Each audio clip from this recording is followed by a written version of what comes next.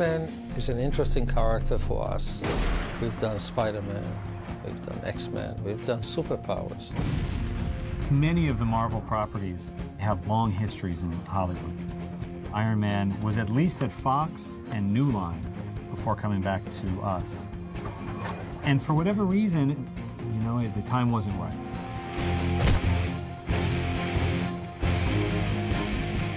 It's been a different journey for Marvel since it's really their first real venture coming out as a company, fully financing and releasing Iron Man. And it's a big deal to be a part of this production. So much of the company is now invested into this potential franchise, which is really what these films are meant to be. But we need a storyteller. John is a talent in many fields, front of the camera, behind the camera. But when you look at Maid and Elf and Zathura, that's a track of a filmmaker that is nearing the top of his game. But very important for us with him is his love for Iron Man. That was the movie he wanted to make. Iron Man is one of the comics where you have very few purists who have attached themselves to specific storylines. In the case of Iron Man, it's the myth of Iron Man, it's the suit, it's what the suit could do. Things change from time to time with the suit, but there's a basic character that Tony Stark has and a certain look that the suit has. I went in to meet them and then wound up screen testing for Tony Stark for Iron Man. It was like, I went in the building and everywhere you go, there's another movie you loved and the Spider-Mans and everything. I go, God, it'd be really great if I could do one of these. It was kind of like an independent director and cast, but, you know, doing this great big film, so it was the best of both worlds. I'm jealous. Next time.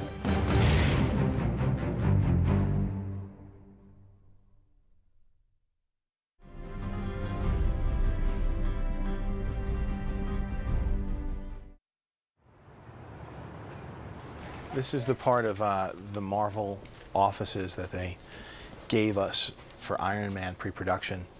Normally, we would, you know, start this, we would rent some office space near a studio. We're about to move to Playa Vista Studios. So this allowed us to sort of get a running start and be close to the people who are part of Marvel Studios here. So it was nice. We had these great digs and we got to use the meeting spaces, and we're starting to outgrow this space. Here are some different, the evolution of concept art for the suit. These are earlier designs that we didn't go with, but they helped evolve the suit into the final look. The suit evolved over decades, and it wasn't until an artist named Adi Granoff took a whack at the costume and reinvented it that you found a suit that looked more like solid armor, more like something with a military application, almost like a flying machine, and not like a suit that somebody slipped on, it was skin tight and happened to be metallic. This suit felt real. It felt like something mechanical, something that was tech-based.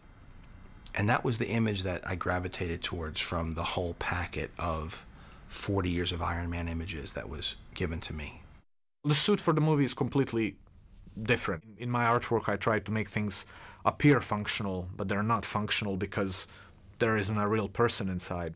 We spent months and months trying to figure out how different sections bend and intersect, and how there could be a person inside, and if he bends his arm, will it actually break his bones? And I mean, all those details like that. And then the helmet and how the helmet opens, and can the head fit inside the helmet, and then does make the head look too big? I mean, all these things that in a comic book, I mean, I just draw it whatever looks the best. We have basically the chest piece, which you see on one of the other renderings here, the abdomen piece, which would go on sort of like a tank top.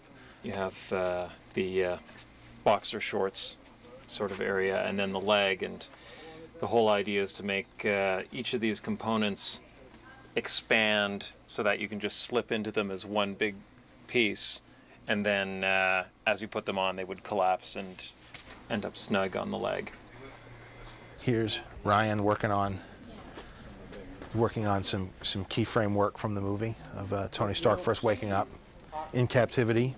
This is the beginnings of some thoughts for the beginnings of the first gray Iron Man suit. So you can see sort of the chest piece And as you can see, these arm pieces were inspired by this piece of hardware here. This armature that we got from Stan Winston was basically a starting point to say how, what are the basic pivot points that you would need to be able to move your arms and have as much flexibility as possible. This is also something that we use to help limit the movement that the performer used when we're doing some mocap tests for the CGI on it. This is sort of a dogfight sequence that happens late in the second act. As we can see, we're sort of cross-cutting between Rhodey, the pilots, and Tony Stark flying.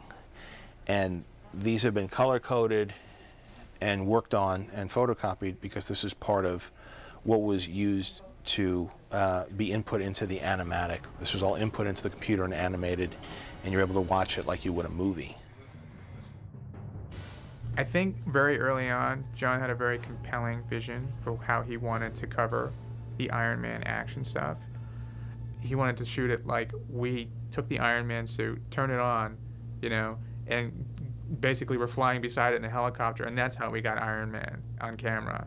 The one thing that we still have over previs and animatics is that you can draw a scene really, really quickly, and you can draw changes really, really quickly, and as it should be. I mean, it's an exploratory part of the process to find the vocabulary of the movie and find the angles you want and come up with the coolest stuff possible. If anything, that's the comic book artist who's sort of like, I'm just going to draw and draw and draw. I'm going to make this scene huge, and before you know it, it expands into something that's absolutely unmanageable, unshootable. It'll never go in any schedule.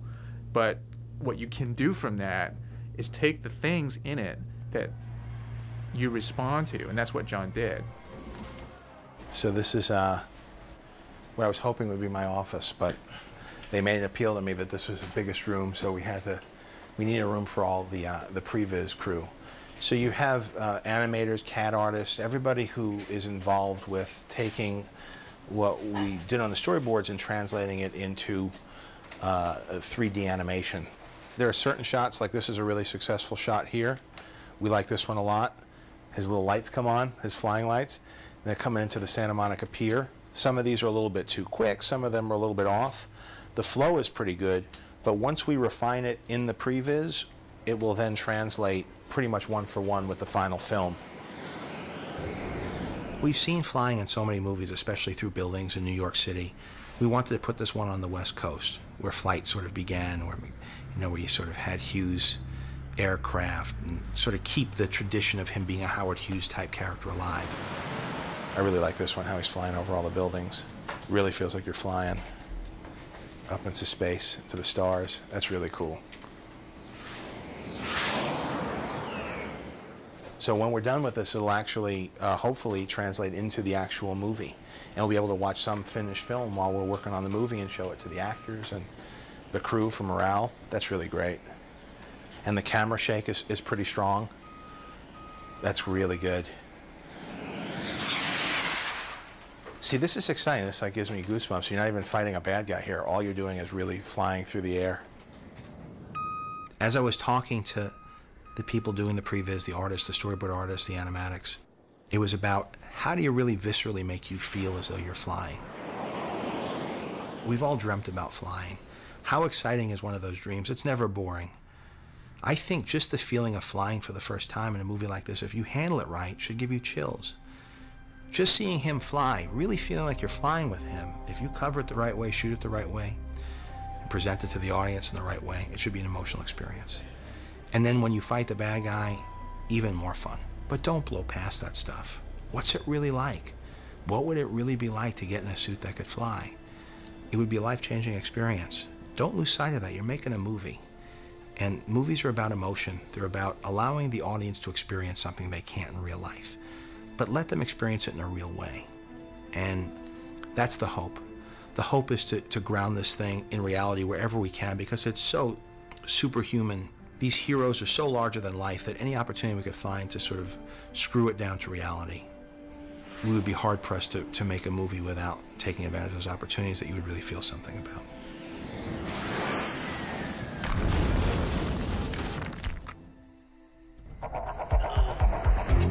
generally speaking, if you're making a movie about a billionaire who can go anywhere and who can do anything and has any amount of money to do anything, and you have a restricted budget, and you have to try and create that world that he lives in, that's a big challenge.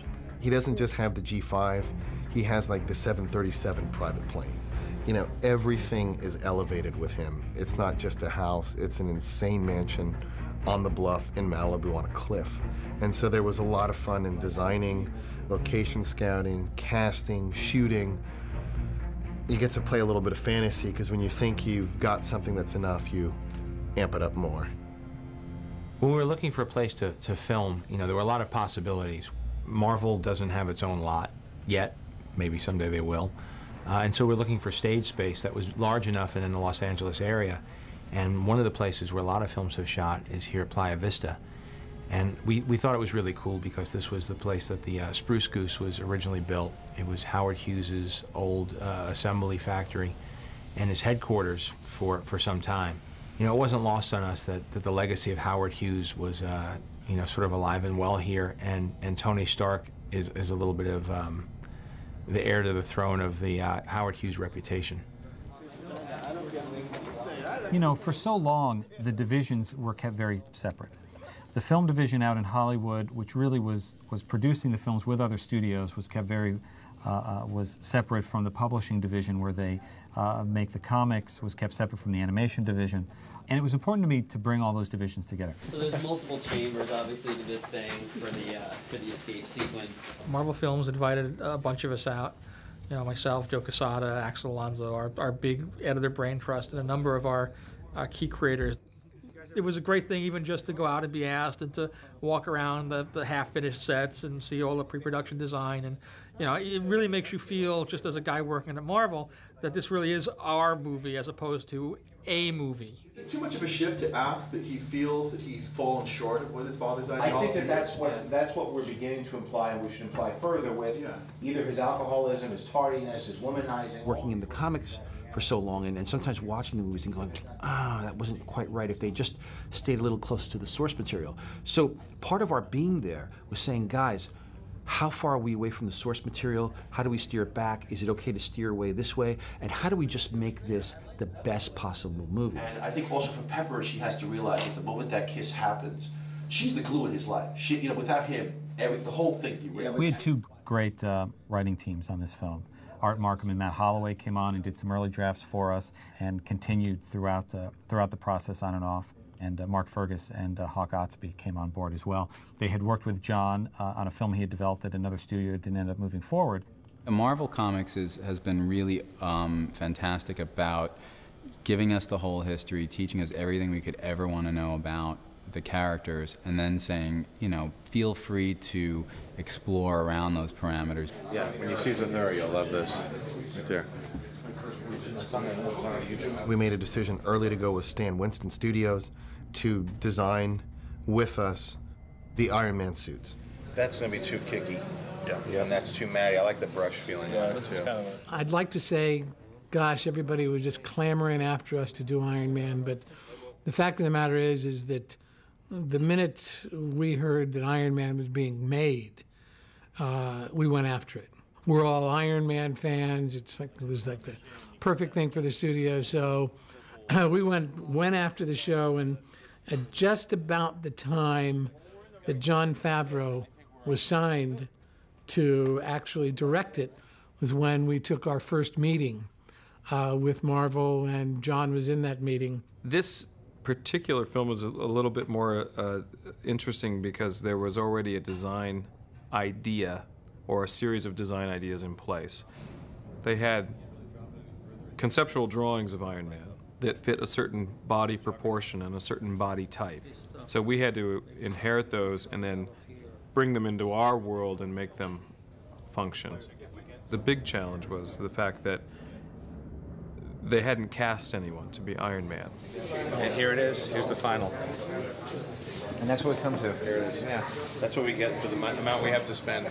The journey you generally go through and the creation of a suit is you sit down with Stan Winston, his design team, our internal team, Favreau, the producers, and everyone starts with drawings and images, and you Photoshop and you get to sort of a 2D drawing.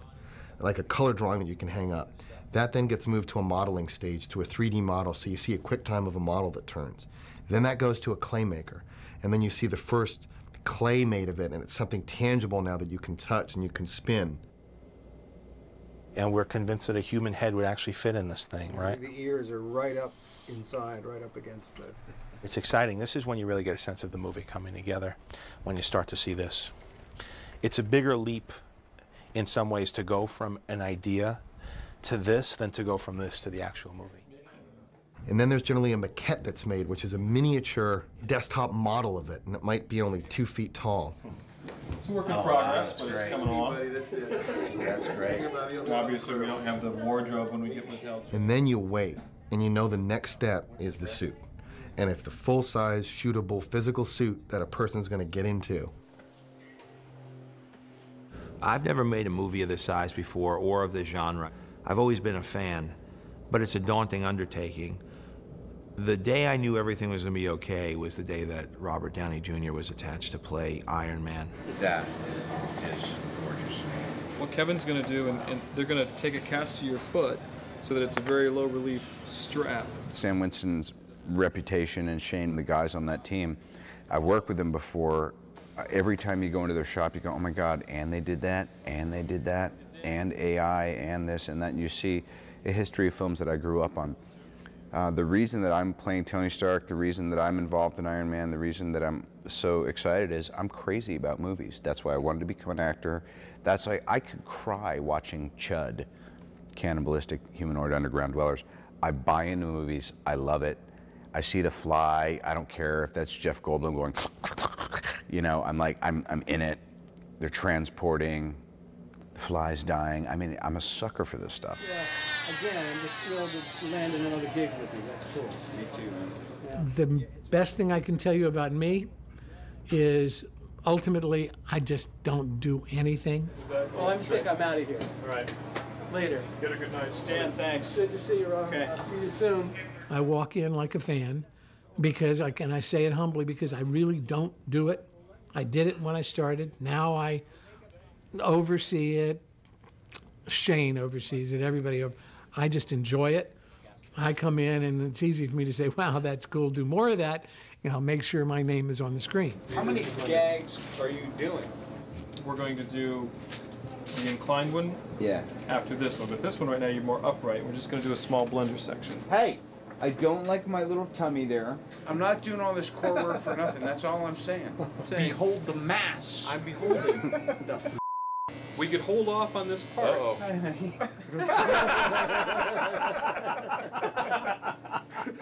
We are building a prototype while we're going.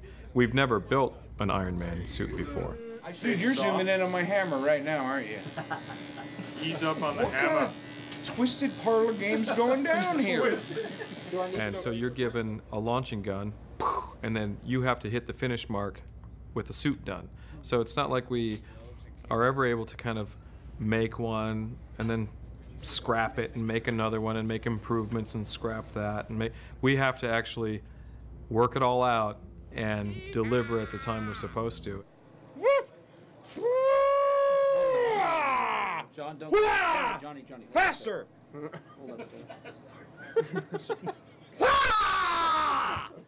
Thank you. Right now you're in the Stan Winston mold shop, the finishing shop. What you see behind me is where most of the parts are being modeled and parts are being painted. There's about 450 individual parts that make this suit. This is going to be the Mark II's chest. This is where the RT will go, and it's actually spray chrome metal, and it's been brushed. This is actually the process of putting in the rivets based on the design. And it's not really a polished rivet at all. It's just the illusion of a polished rivet. These are 2 pieces from the Mark III, and these are from our early test. This enormous calf that has sort of the accoutrement of like jet engines and things. But the foot goes in here, and then these panels had to be designed to slide and move. These are large sections of the Crimson Dynamo that are being made. This is a negative flexible mold, and these are just quickie temporary molds to pull out hard shells. What's interesting about what Trevor's painting is that this is a flexible paint for urethane that doesn't crack or buckle. And we have a lot of parts that are actually flexible. And it took a long time to get that to work. And this is Tim Nordella, who's mechanizing the Crimson Dynamo. There's a hatch that opens, revealing the sinister man who's inside. Eventually, it'll all be dressed like a very, very tight and down below, like the cockpit of a dive vessel. But right now, these are just the outer shells and sort of the escape hatch of this particular thing here.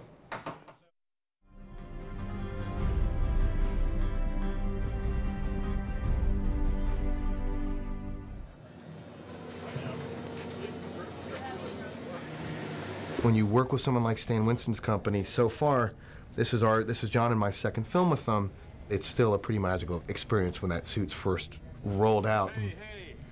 Shane likes to put it behind a curtain generally and unveil the curtain in a very dramatic way, and there was Iron Man standing behind. What do we do today? I turned it on. Voila! And then you look at it and you touch it, and it's sort of half excitement and half fear because it's very real. And generally you're pretty close to production at that point when that suit's shown to you. So hopefully your research was right, and the proportions all line up, and the textures are good, and the colors, and all the decisions you made along the way make sense. Once you start to not see the whole guy, the proportions of him, and I think 235 is a good move here. I think it holds up really well. When John first saw it, he was all smiles. I mean, he was really happy. Once the stuntmen had really become accustomed to the suit, when they started out, they were just a little afraid of damaging it, plates intersecting and chipping off paint and that kind of thing. But by the end of the day, he'd really gotten the full range of motion and had sort of learned to live in the suit. Those dailies at the end of the day were just amazing. I think everyone was just blown away. Go ahead and turn it on, Crab. You have to be strong and you have to be athletic to do this. It's like wearing very heavy football gear. Your endurance level has to be up for it because it's a double-edged sword. We have to make it light enough to move, but we have to make it heavy enough not to just completely, crack apart when somebody puts too much muscle into it. So just do a, like the first guy, outside the door. The Mark I with the flamethrowers and stuff was close to 100 pounds. Without the flamethrowers and the gas and everything on it, it was maybe 60 or 70 pounds. Okay, and roll camera. What it feels like you're doing inside the suit doesn't relate at all. When I'm walking, if I look down to see my mark at all, they notice. But when I roll my shoulders up and try to get the hero pose, they can barely see it. So it's taken a while to watch ourselves on camera to learn what it looks like and what the moves relate to. Another rotation, Mike. Like right here, it locks out. Here, the weight comes down on my shoulder. So to be erect, is this what you're looking for? Well, I just want to see it, to see if it, because right now we're seeing, I see you crouch, right? Yeah, the hero poses kind of came from us just kind of striking poses and looking what looked best, and then them saying, yeah, hold that, and things from the comic book that they had took and poses they want, and then there were some that we came up with our own, and just different looks and, trying to show that you can see his character. If he's angry or if things are going good in the suit, they wanted to see that on camera. Roll camera. Action. Yes, of course there's going to be a great deal of digital work that has to be done to bring something like this to life on screen. But the fact of the matter is these suits truly exist. And they are going to be there. And they're going to be on the set. And they're going to be actors. And we are going to see the real thing along with the digital thing. But when you as an audience are looking at it, screw you up a little bit so you really don't know what you're seeing. Is that real or is that digital? And then you let go. My background as a filmmaker is not in this sort of genre. I've dabbled a little bit in special effects in Zathura and Elf, but really I come from more of an independent background, primarily a comedic background. And so I really wanted to offer a human side that would fit in with my sensibility of filmmaking. And in assembling the cast that I did between Robert Downey Jr. and Jeff Bridges, Gwyneth Paltrow, Terrence Howard, that's a cast that I would be happy to have in a drama or a comedy. And to be able to have them to support a bigger-than-life superhero really offers the possibility to exceed what people's expectations might be of this type of genre. situation. not Listen to me, listen to me. You are like a little child sitting next to its father in a car with a plastic steering wheel, turning the wheel. But its father's driving, Tony. Well, then let me out of the car. Join me. Let's get there and let us start. We can raise all the funds we car. What do you mean? I was the one who arranged the injunction, Tony. You could have saved a lot of trouble if you just... What's up? Did I hear you there? Yeah, no, that'd be great. That'd be great. I'm in the house.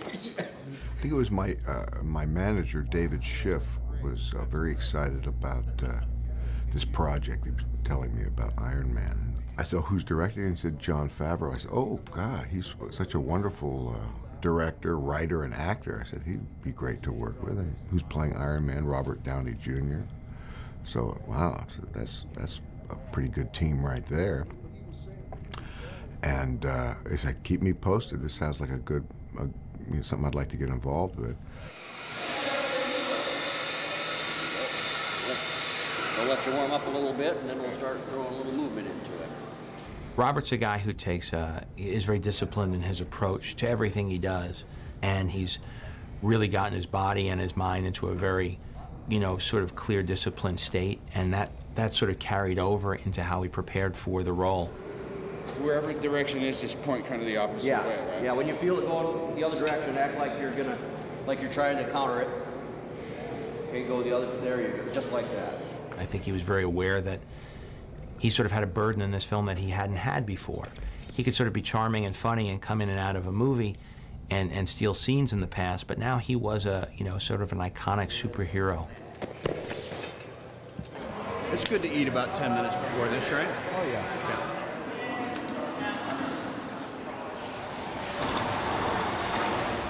I weight train crazily, and I do a lot of martial arts and yoga, Kung Fu, Wing Chun Kung Fu, but I was doing that anyway.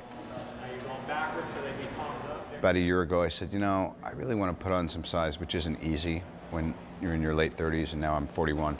I thought if I'm ever going to do a movie like this, I've got to do it quick before it's not embarrassing. But anyway, I feel like I've got a 5 to 7 year window, and then if it goes past that, then I'm sure all the optical stuff and CGI will have advanced to make you look better. It's good. How's those legs, baby? Yeah, no, great shape. Legs are ready. We wear this. That's fine. Come towards me. Guide it across your face. Don't let your face get scratched on anything, all right? Robert Downey Jr.'s first reactions to the suit were extremely positive, and he was thrilled. So that made us feel good because it is him, after all. He has to feel comfortable being in it. He enjoys the process. He wants to be in the suit as much as possible, which is fun. Yeah, that's what I wanted to see. Just kind of walking around. Oh, they don't bend either, right? No, they just... Oh, I see. They're basically rotational, right? They're rotators, and all the moves or hits are like this. Boom. I thought I'd been training for all these years, and I was pretty butch, and I put on that Mark I suit, which is his kind of escape vehicle, and I almost had a personality meltdown. It also just gives me a great respect for the stuntmen and the guys who are doubling, or I don't even want to say doubling, that me and the other fellows who are really playing Tony in the suits. Careful, actor at work, something just snapped off. And I'm not claustrophobic, and it wasn't anything like that. It was just, I wore it for half an hour, and I kind of ran around, and the next day, I felt like my spirit had been broken. I'm exaggerating, but it's like, these guys are seriously tough-ass guys. Mark I suit days, we cancel the strength training. The first time I saw him put on the helmet, I looked at him, and I said, Robert, you are Iron Man. I mean, how amazing is that?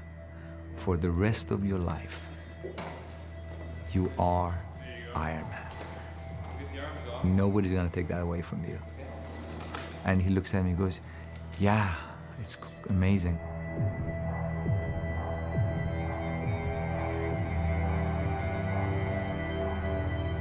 I think we need to add some rust to it, but here we are. 3 RTs. I love the lag bolts in there. That's great. Well, we're right about to start shooting, and we're rehearsing now. We have the run of the set. We actually started shooting second unit. We went down to the Santa Monica Pier and shot the Ferris wheel yesterday, and that was exciting because we crossed a couple shots off our list of the thousands we need. There's a stress factor that kicks in, and that starts to go away and diminish once you capture each shot and each scene on film. Tell you right now. But right now, all there is anxiety, stress, and going over and over again your plan of attack on this movie that's certainly the biggest movie I've ever been involved in making. I think we have about a 74-day shoot, and day one is on Monday. Deborah, we're just talking about the Happy trails.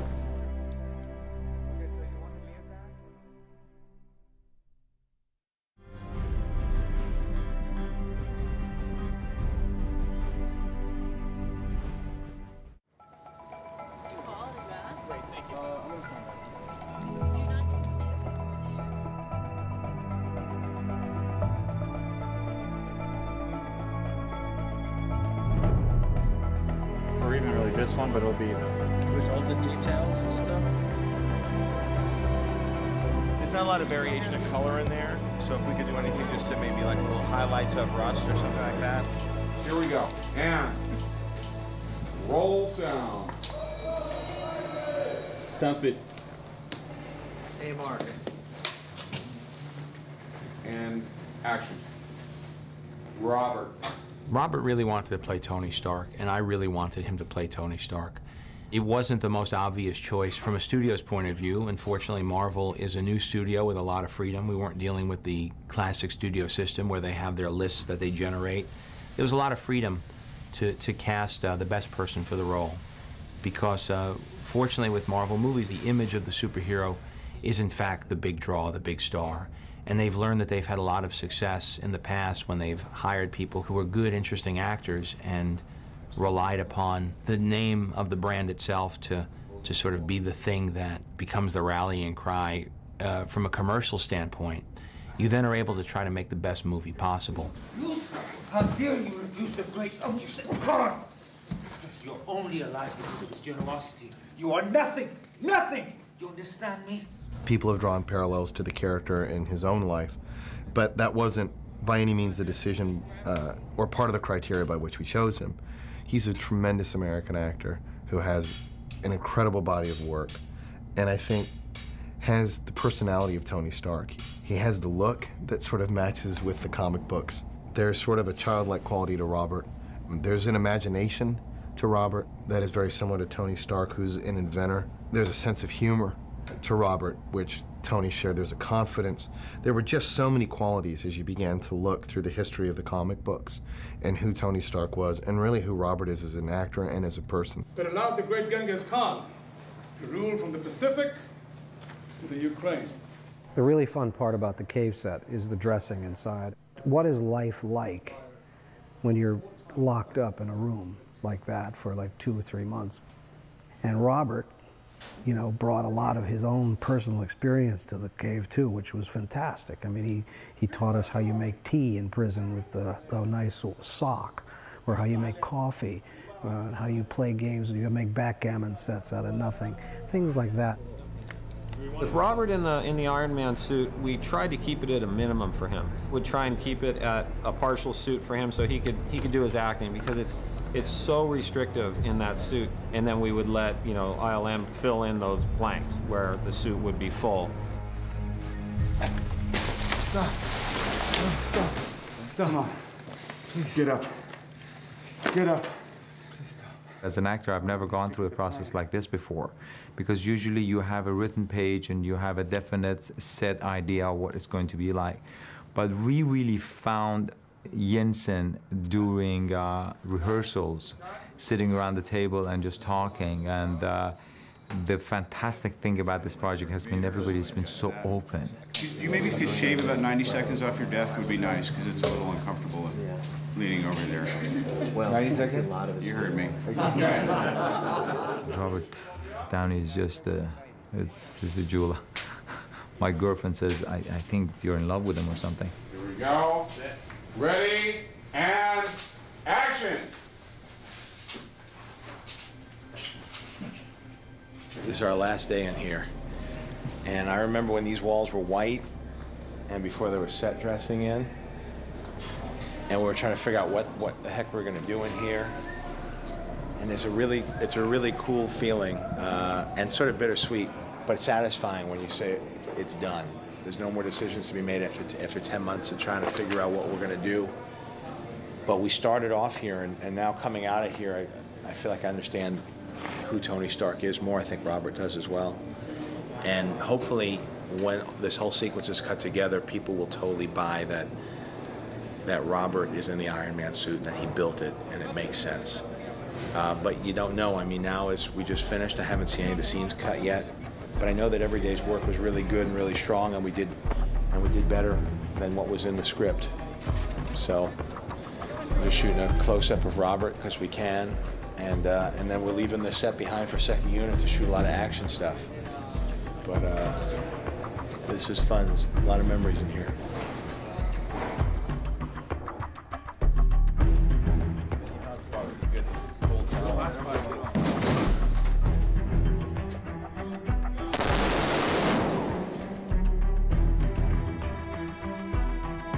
In the Mark I suit was mostly Mike Justice. Mike is a strong, fit guy, and in the very beginning, he would be in it for a couple hours, and he literally was spent. It was so hard to do. I mean, imagine carrying around almost 100 pounds on your whole body and being asked to move around quickly and do fight scenes.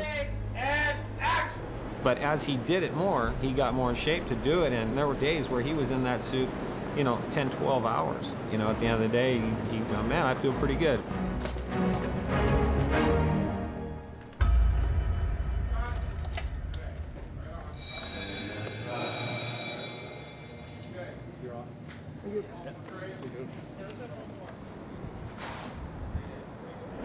Well, we finally got out of the cave, and now we're shooting at Disney Hall.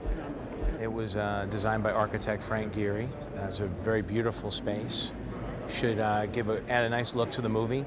And since Tony Stark is an engineer and a designer, we felt that it was important that the locations tie into that sensibility. And when this was available to us, everybody sort of jumped at the opportunity. We have to shoot here at night, so it's going to be very gruesome, brutal shooting hours because we're shooting from dusk till dawn. And this is the first day that we're actually on nights, so I think people will be fading fast.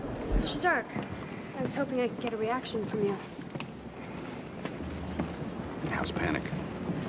I was referring to your company's involvement in this latest atrocity. Hey, they just put my name on the invitation. I say the names and then I say my name, and I'm like, holy crap. It's amazing. It's amazing. It's one of those moments, like I will leave set and I'll call my agent and I'll be like, okay, dude, here's how I'm gonna break it down today.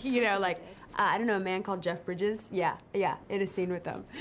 So it's exciting. And like last week I was like, yeah, a scene with Terrence Howard and Robert Downey Jr. Yeah, I'd check it. Like, it's so good.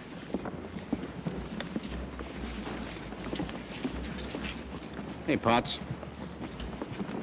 What are you doing here? Just avoiding government agents. Are you by yourself? Where'd you get that dress?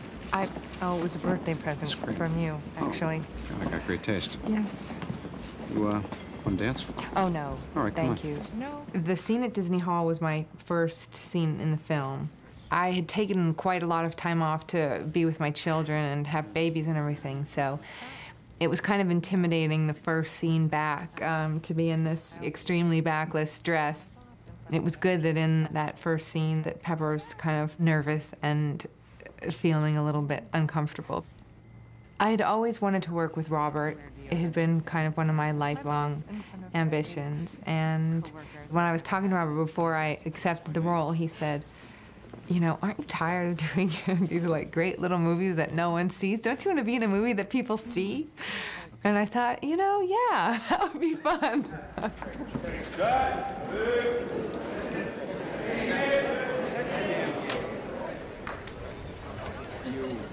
greedy. That's too much. You're a greedy human being. Stan, can we get you for the B-roll? Is everything okay here for you? Are we taking care of you? Or? I have never been taken care of this well in my life.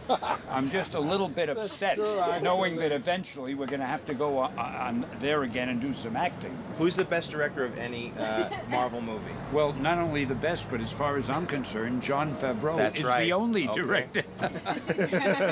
Unless some other director gets me a half a dozen pretty girls.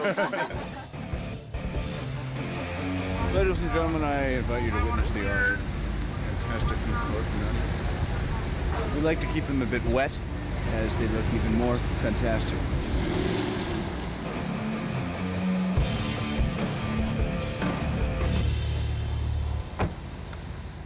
And action! How's it going, Hef? Oh, sorry. Thought you were someone else. It's okay. I get this all the time. Now then, until I get it right, probably. Ladies and gentlemen, that's a camera wrap on the creator of Iron Man.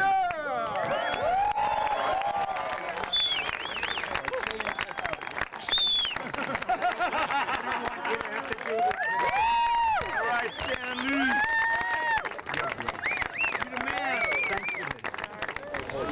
So when you hinge, I'm trying to get a camera over your right shoulder to get him. I have another camera over his left shoulder to get you. So what would you? So I should be on this spot. I mean, this is where you like it. Yeah.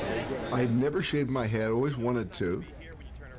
I saw the comic book character there, and I said, "Oh, well, this, you know, I'll do this. I'll talk to John about it." And John says, "Well, don't feel like you have to shave your head." And I said, "Oh, really?" You know, I kind of wanted him to say, "Oh, yeah, you got to shave your head," but he didn't. So we kind of chipped at it. You know, we kind of took it down steps at a time, and finally, you know, took the plunge and shaved it all off, and it felt, you know, the most Obadiah-like that way. Hey, what a surprise. I'm not going to say anything. Is that good? I doubt that. I'll see you inside. All right, okay, yeah. And, oh, you got a lot to talk about. Listen. They say the best weapon is one you never have to fire. I respectfully disagree. I prefer the weapon you only have to fire once. That's how Dad did it. That's how America does it, and it's worked out pretty well so far. Wide out the whole frame. Yes! For your consideration, the Jericho. The Jericho, 1001, 1000, bang.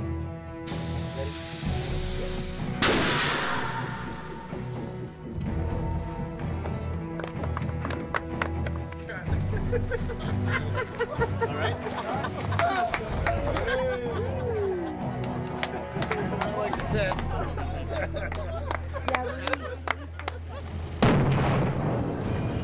This here's Lone Pine, and it's doubling for what we're suggesting of the mountains of Afghanistan.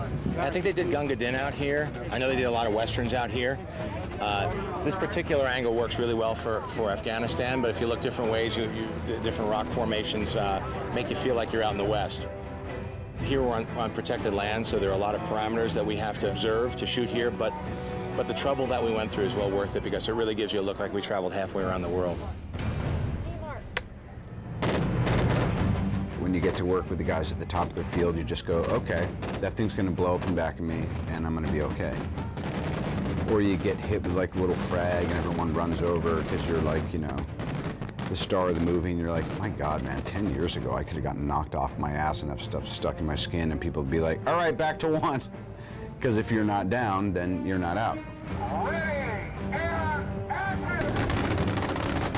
I was pretty blown away by how much we were able to do at such close proximity, but I'll tell you, you know, it definitely helps you kick up some dust when you know what you're running away from. John brought everything. John is the primal force behind Iron Man. He's easily half the character. He's infused himself into every department. I won't say he's a gentle giant because he's very formidable, but he is the most composed person in a position of unimaginable stress that I've ever seen. He's so gracious and so evolved. Robert, you're such a good actor. You got that?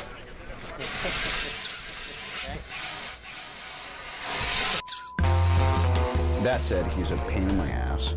He's checking his goddamn BlackBerry and texting and putting things up on MySpace while I'm out there dying. But he's that kind of big brother, too. You know, it's like he didn't call me out to, you know, pitch for his team and then, like, come and, you know, ice my wrist when it got sore. He's like, you're a grown man. This is going to be really hard. I told you it was. And sometimes I'm 1,000,000% there for you, and sometimes I'm just going to watch you do whatever you're going to do. Because it's not up to me to take care of your feelings. You're a grown man.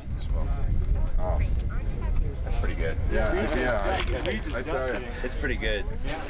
Working with actors in the military sense, I don't try to make them warriors from the ground up. What I do is I focus in on the skills required to shoot the scene.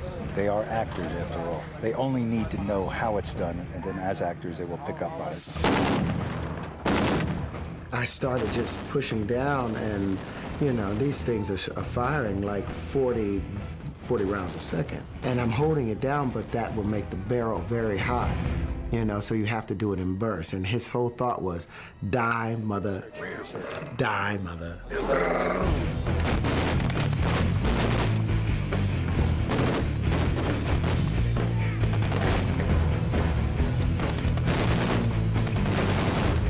Huge gun. I mean, you feel your teeth shatter afterwards. It's incredible. Thank you, everybody. Crew of Iron Man, excellent week. Really great week, guys. That is a wrap.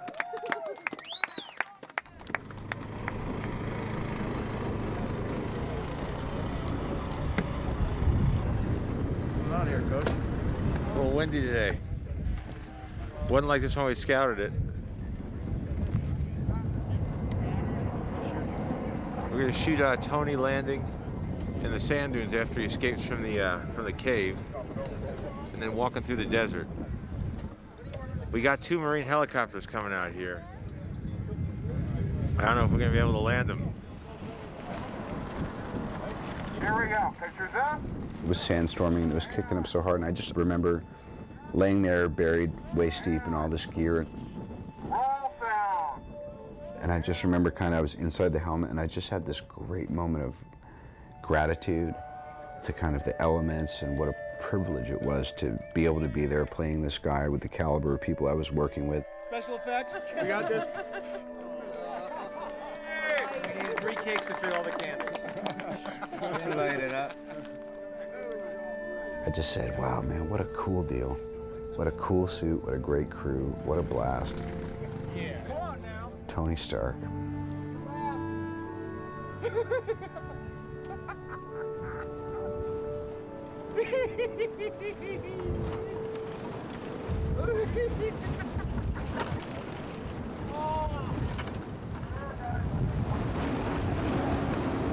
Okay, there's a cut. Yeah, quick. They're clear.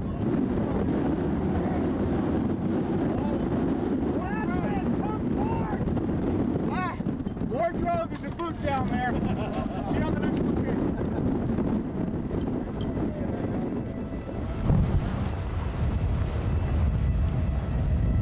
We've been out here in the sand dunes. It's been a windstorm. There have been a couple semis slipping over on the highway. The winds were kicking up to about 50 miles per hour. So everybody's making do. We all goggled up, and everybody's been a real trooper, and they're out here working. We've had cranes swinging out of control, and today we're just on sticks because it was just too windy for any equipment more than that.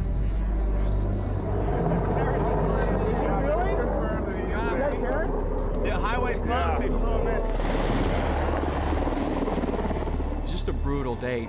Very indicative, honestly, of what the circumstances are like in Afghanistan. So it actually kind of, rang true, I guess, to what things are really like there. Well, 395, something must have flipped, and they had to send a helicopter for me. Yeah, how was the ride? It was incredible. The doors are open. My assistant almost cried. We brought in a couple HH-60 Pave Hawk helicopters. We're actually, you know, pararescue men and real helicopters and shooters on that, you know, that do that stuff for real, came in and were part of that scene.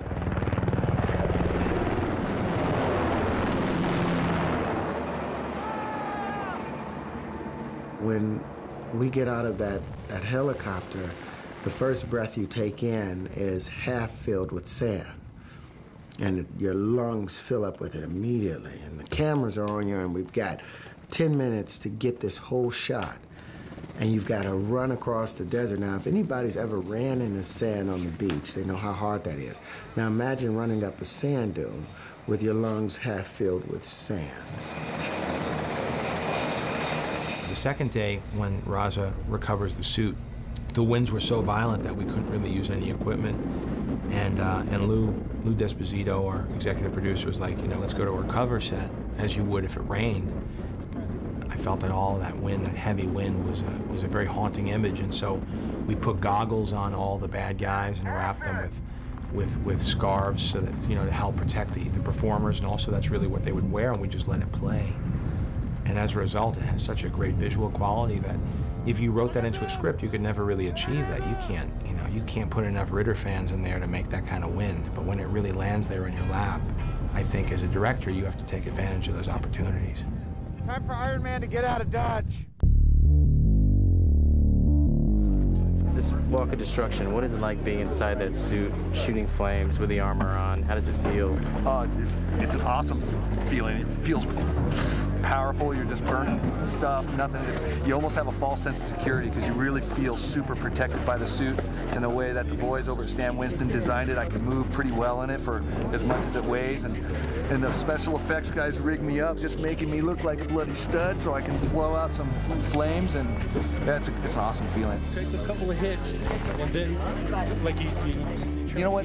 It's history. This one I'm doing for my kids. They're gonna watch this and go, "That's you, Dad?" I'm just like, "Dude." Hi, Taylor. Hi, Tristan. Hi, Mom. Awesome. I love this.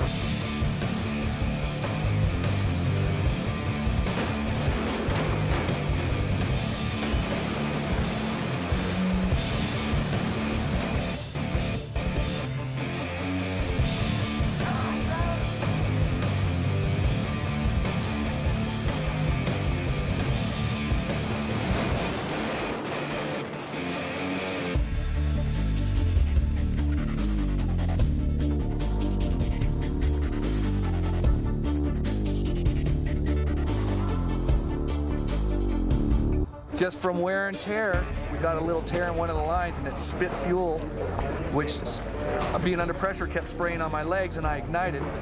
And I kind of felt, well, that feels a little hot. Maybe not. Yep, it's hot. It was, you know, an unfortunate thing, but Keith Boulard and Tommy Harper had all the boys set out to take care of me. They put me out.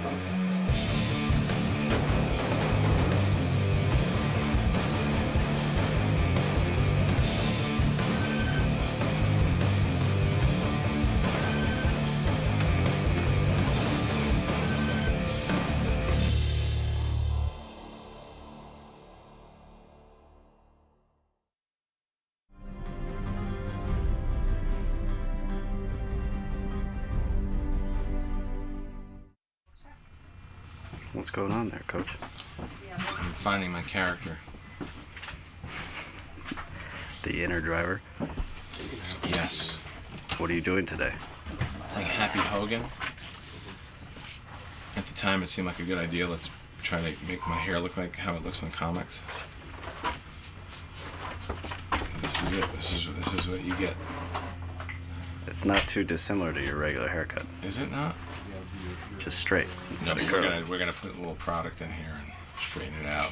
It's a little thicker. It's more of a cameo in this film. I wanted to sort of give myself a way to be in the film.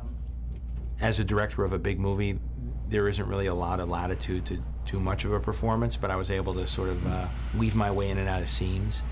He's an ex-boxer who's Tony Stark's driver slash confidant bodyguard, kind of a sidekick of sorts, although he's not a superhero in any way.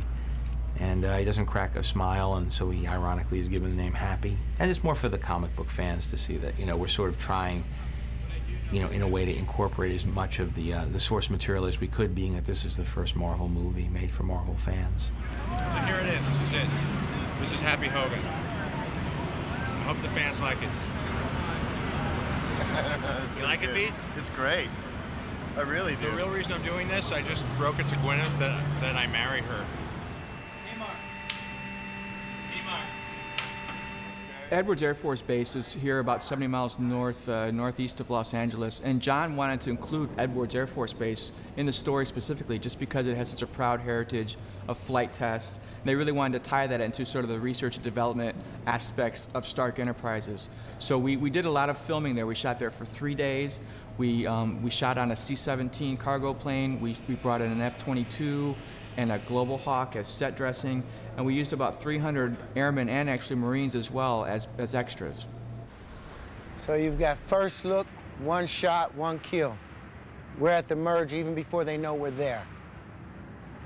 Terrence Howard, we opted in this film to make him an Air Force Lieutenant Colonel. Although he was a member of the military, in the comic books he wasn't somebody of that stature. But he was somebody that bonded pretty early with Tony Stark. As a matter of fact, he was involved with his rescue, from what I remember.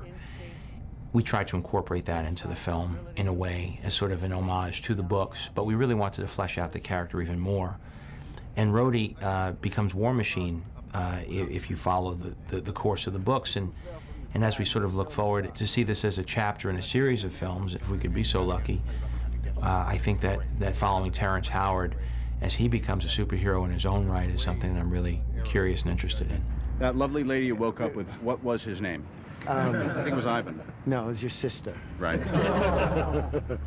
Come on, give us a few seconds, you guys. Pleasure to meet y'all.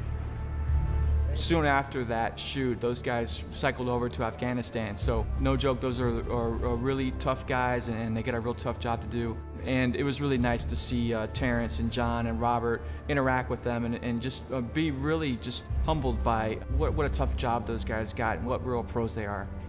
It's nice seeing you. What? Yeah. One more? Okay, of course you can. One more, guys. Going again right away?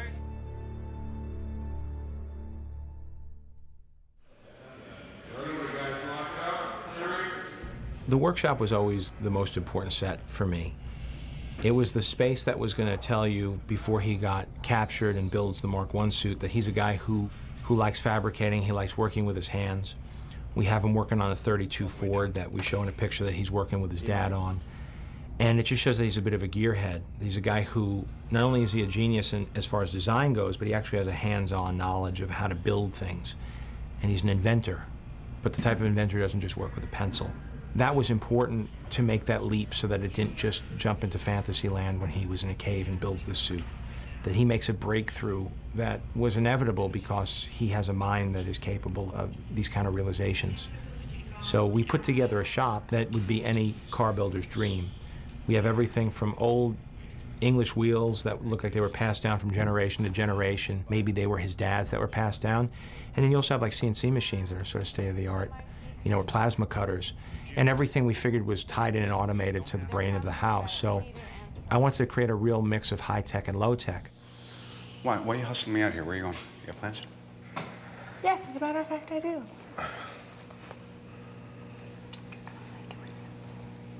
You don't like me? What? I don't like you. I don't like it when you have plans. Well, I'm allowed to have plans on my birthday, so there you go. Is it your birthday? It is. Again? Isn't that funny? Same day as last year. Wow. Yeah.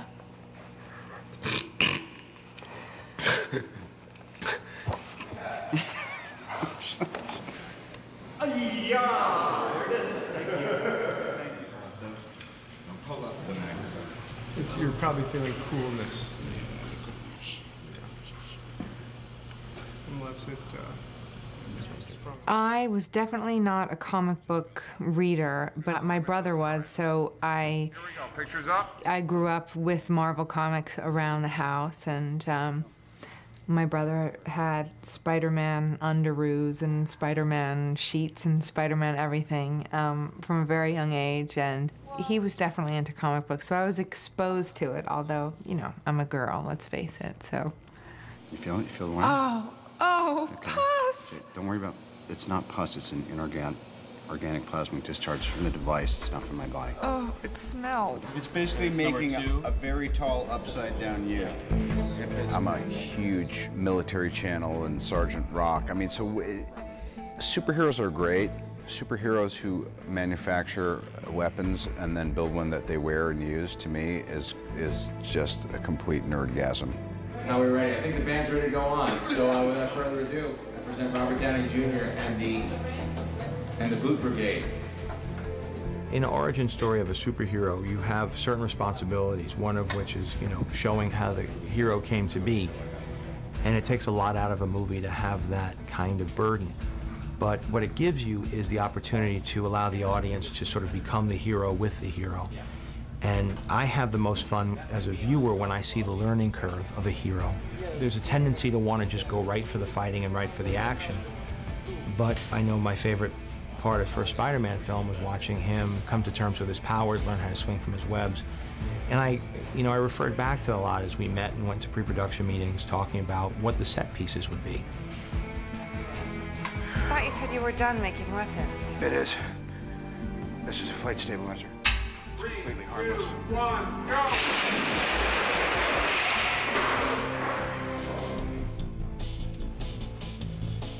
go! Well, watch where you point your flight stabilizer.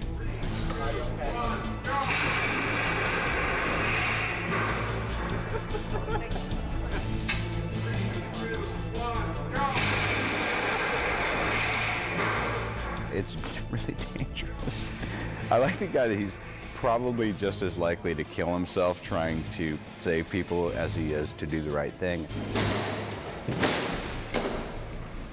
2, 1. As far as Robert Downey doing stunts, he wants to keep doing more and more, and I got to keep reining him back because he's very game to just keep right on going.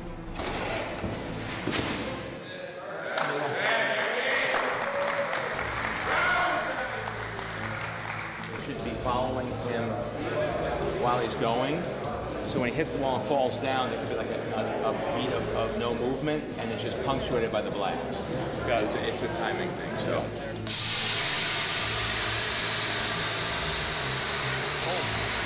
I like to think that I can do a ton of stuff, and I'm pretty game and physically able, and probably should be for the next, like I said, 5 to 7 years. So, but then I'll talk to Tommy, and he'll be like, yeah, we're not gonna have you do that. I could do that. He goes, no, you couldn't. Well, maybe you could, but I wouldn't let you.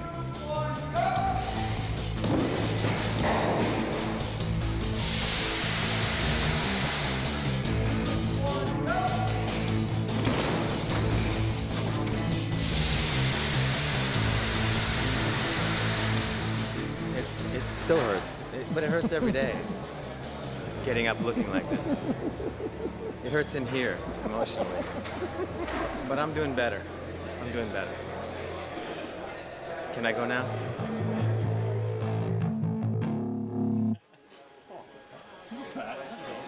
Okay. Thank you.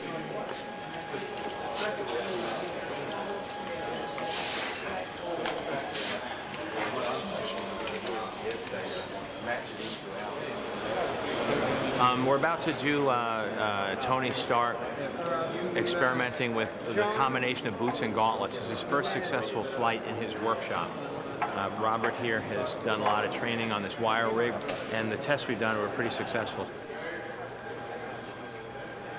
Ready, and action. You're off right here. Frame up on me.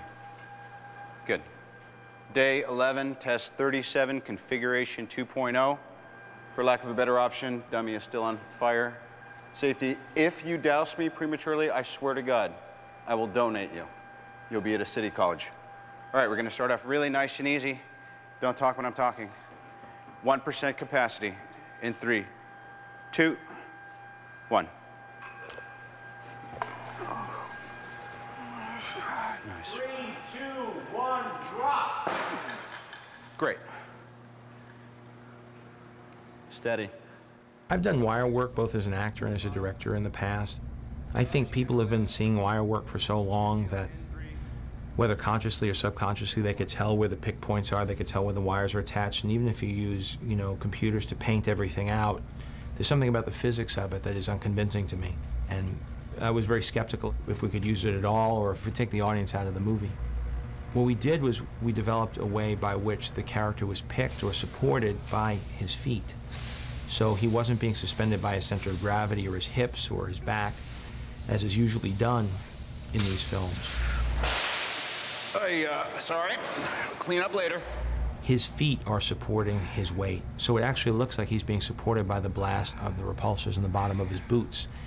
And you could see the dynamics as he's flying through the air feels much truer to what the real physics of flying, being powered by your feet, would be. Learning one's powers is always the most fun. Okay. What would happen to you or to me or to anybody putting this thing on and trying to operate it? It's like surfing. Feel pretty clumsy in the beginning. And here he's wearing an engine, pretty elaborate thing. Yeah, I can fly.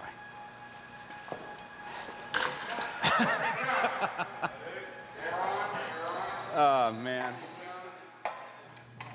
Ready, and lights, and action. Something interesting happened when we saw a black and white rendering of the Mark III.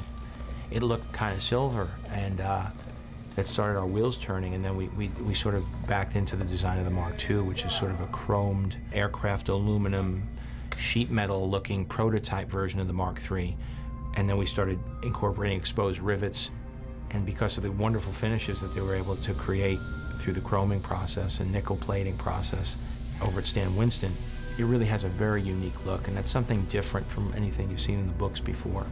But it helped provide sort of an intermediate step between the Mark I armor and the final Mark III design. Toby, how much is that car? $50,000. It's a replica of a 1967 Cobra SC. Where's it made? In Poland at a MiG factory.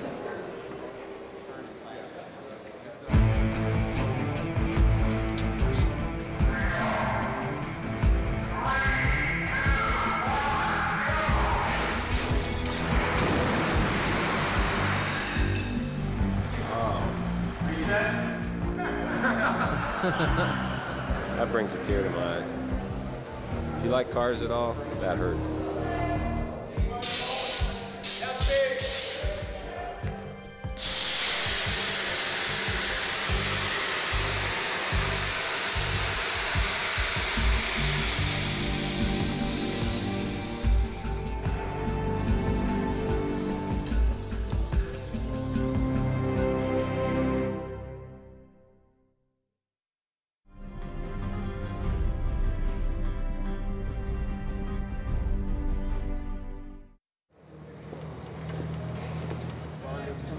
So you just step off. Over the course of the movie, I dropped a bit of weight. I started off, I remember when I was scouting, I was quite a bit heavier than now. My assistant, Karen, helped me out. She brought me a lot of meals. I didn't spend a lot of time at craft service or going to catering. And over the course of the film, I lost weight. I lost probably about 75 pounds, maybe more, up, give or take, depending on where I'm at now. And I wanted to lose weight because I was playing Happy Hogan in the film. And so I wanted to hit a certain weight, lose a certain amount of pounds, and I just kept going. And there were problems, too, because my wardrobe would change in size over the course of the film. And even my wig size changed. It's amazing. Everything sort of changes. Your shoe size changes. I have real hair, but I wanted to have cool hair. So straight hair, I never had like a real shock of straight hair like in the comic books. I had a wonderful time working with Peter Billingsley, who is a close friend of Favreau's, and I got him to shave his head bald, not as bald as mine. I didn't want him to upstage me. It's like, yeah. It really is. Is yours like velvety too? Oh yeah, that's nice. We both have good heads of hair. Peter wanted to shave his head to look a little different, age him up a little bit. When you threw a lab coat on the guy, he looked like he was 14 years old, and so shaving his head and throwing glasses on him.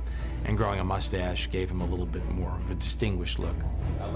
There's an ID, probably a couple pens, watch. In approaching this cameo, I really wanted to send a message to the other actors who I felt were really phoning in their performances that, you know, guys, let me show you a level of commitment to acting.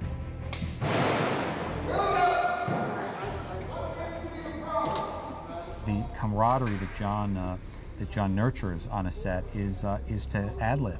You don't see that all the time on movies this size, where somebody's on wires, or you're up against a green screen, or you can't move too much because there's going to be a computer effect, and it can get very rigid. It was very important to John that the film not feel rigid, that the film feel and have a flow to it and have a sense of fun to it. Always believable, but never too overwhelmingly pretentious or self-serious. We're ironmongers. We make weapons. It's my name on the side of the building. And what we do keeps the world from falling into chaos. The spirit in which it was shot and the way we did it was like you might do a small independent art film in a funny sort of way.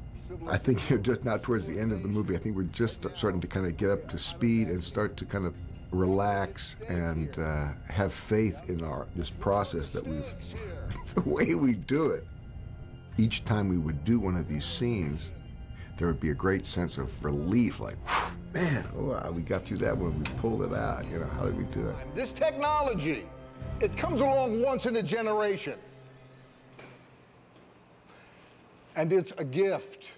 I think of him saying either that or I can take it, and you said I said no, and I put it in front of you. Be that. If I have one, no, and you move it back. If I have one drink, could we move on? Yes. And he takes it. Takes a drink. Now, do we cheers before that? That'd be good. We have one drink. Okay, here. Settle please and roll sound. And boom up. Boom up. Boom up. Okay.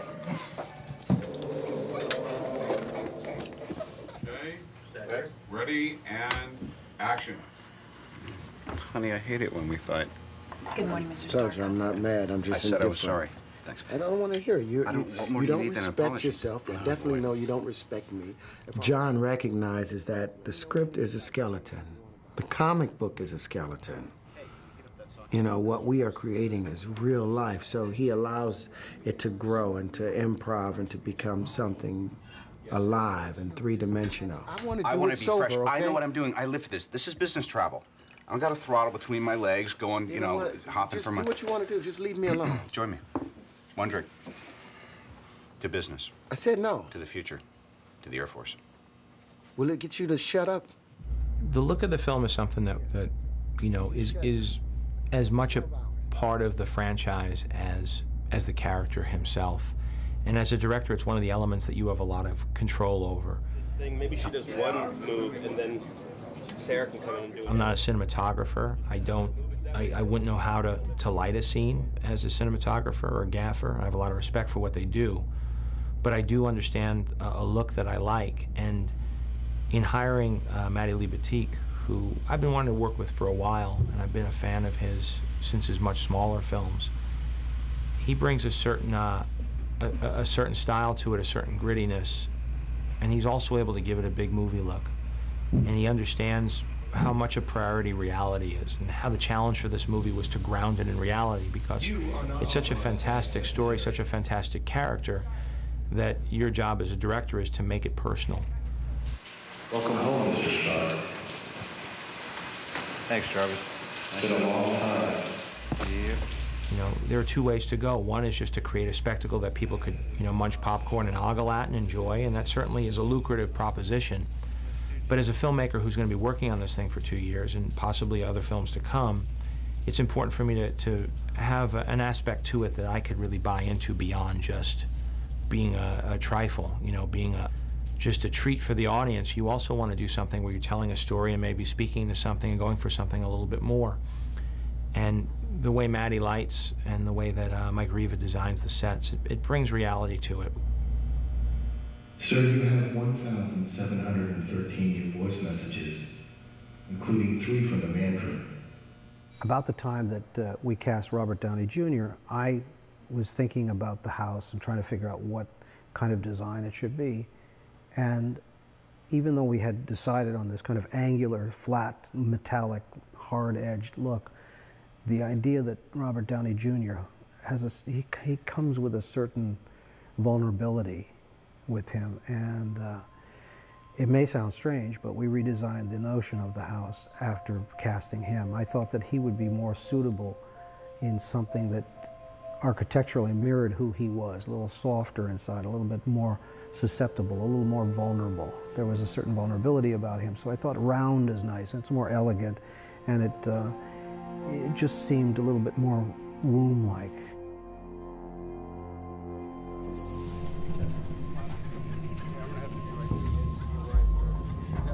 When this project first came along, they gave me a bunch of the comic books and history of the characters and so forth, and I said, ooh, Obadiah Stane's got this wild suit, ironmonger suit, and all these different things. And I got kind of excited about that again, the kid in me. We'll counter your move, so wherever you move, we'll kind of go with you and take the weight of the suit itself. You have rotation by yourself, Jeff. Yeah, I've got it now by myself, right? No, you can spin your weight. There you go. That's always just you. Then when I met with John the first time, he said, "Oh no, you don't get to wear a suit." And I kind of went, "Oh." And because it was the Mandarin was originally there was going to be like 2 different bad guys, and I said, "Oh, yeah. Okay, well, let's see, how it works out." And then the scripts were being worked on, and it came back. And he says, "No, it looks like you wanted to wear a suit. Now you've got your suit." I said, "Oh, great."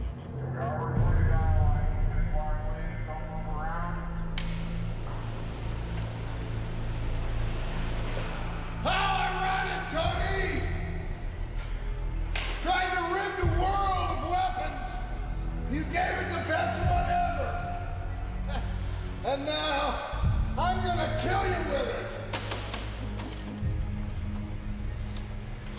You pull out my targeting system. Hold still. Fire. Set. Fire.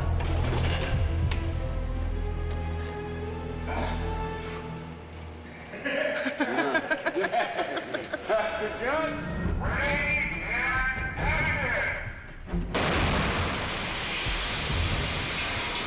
Clear.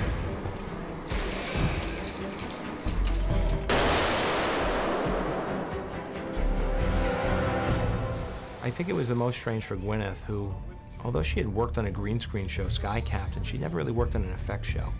And she said that that was very different than this. Because in this film, she's looking at like a 10-foot-tall robot that's being operated by puppeteers in front of her, and she's having explosions go off behind her, and windows being blown out, lights going crazy, and things melting down. And she was right in the heart of it, running through sets at full tilt, and with things blowing up behind her, and she'd never experienced anything like that before. I told her it was Remains of the Day 2 when we signed her.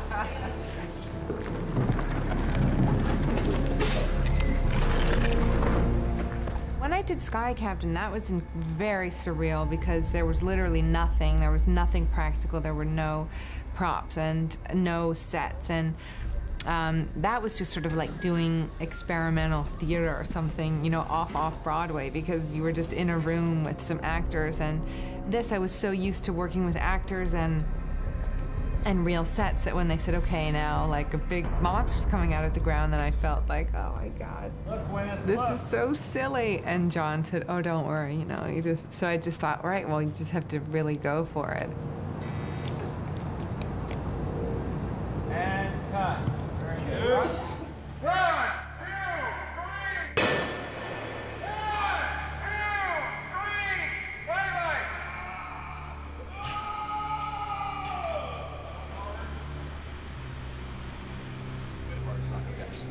The first half hour of being in the Iron Man suit is like the coolest Halloween you ever had, except you're alone in the trailer before they call you on a set or whatever, or you're getting ready and you just catch a glimpse and you go, that's right, Grandma'd be proud. And then, because it's not really, it's designed for guys to wear, but I'm not a stuntman. And most of the stuntmen aren't doing, 65 scenes in the next 3 weeks. Most of them are young enough to not have a teenager at home. Fire! Button! Pepper! It was tough, and as we went further and further along, I realized like I could wear the suit all the time, but I can't wear the suit all the time and be an effective actor. I'm sorry, did that interrupt your flow? I guess this is a draw. The last couple weeks of shooting, I was like, you know what? I made it this far. I need to sleep. I want to eat pasta. I don't care if I'm puffy tomorrow. Don't put me in a t-shirt, kiss my ass. I did all that stuff because then the job is you drop the saddlebags and you charge out of Dodge City, you know, because you want to get out without getting your ass bit by a rattlesnake. Now it's time for both of us to go. That's the law of nature, Tony! Oh!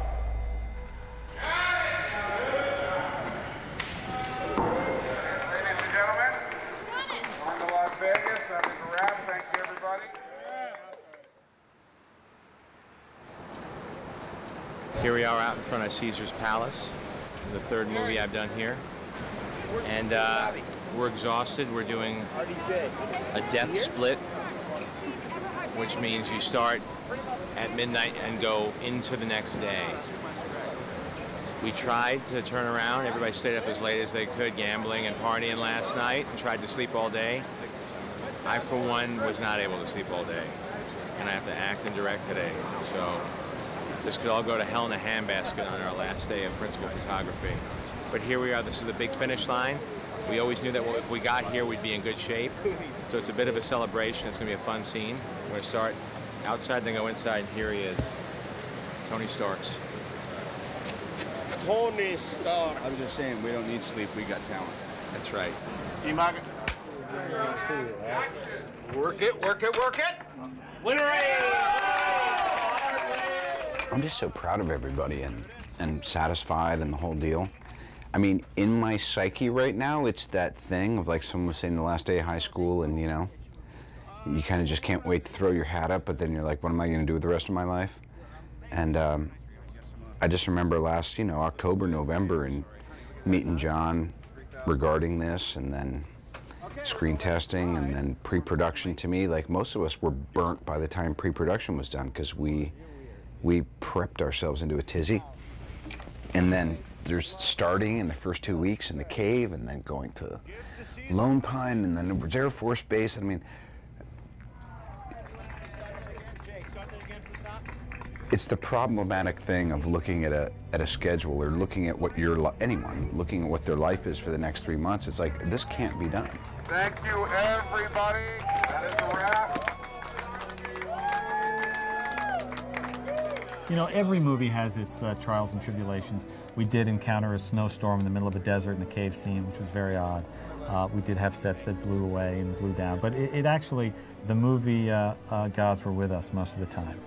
And while it was always daunting, it went fairly smoothly, which was great for our first production, very important for our first production. Ladies and gentlemen, John Favreau, director of Iron Man. That's a testament to John, to the crew that we put together, and for the cast, who were always game, who could always maneuver through whatever circumstances were thrown at them. And, you know, we did. We came in on time and under budget.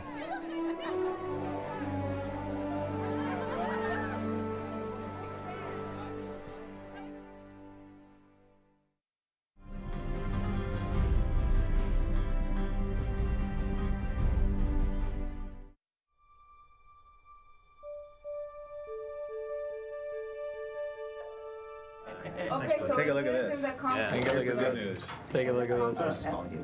I know. I want you to go to SU 133. Sammy, where's the conference? That's looking good. And Dan extended it? Yeah, he extended it. Yeah. Yes. Yeah, he did. This just came in? Oh, that's much better. It came in yesterday as a temp. It's coming along nice. There's your little ribs moving. All right. Let's do that again.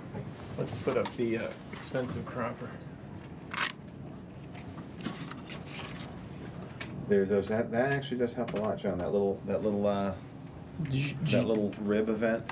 Yeah, we got to rack down. I want to see under the floor a little bit too, because that helps. Well, they also added, what I like is the heels, you know, that we had on the Mark II as well.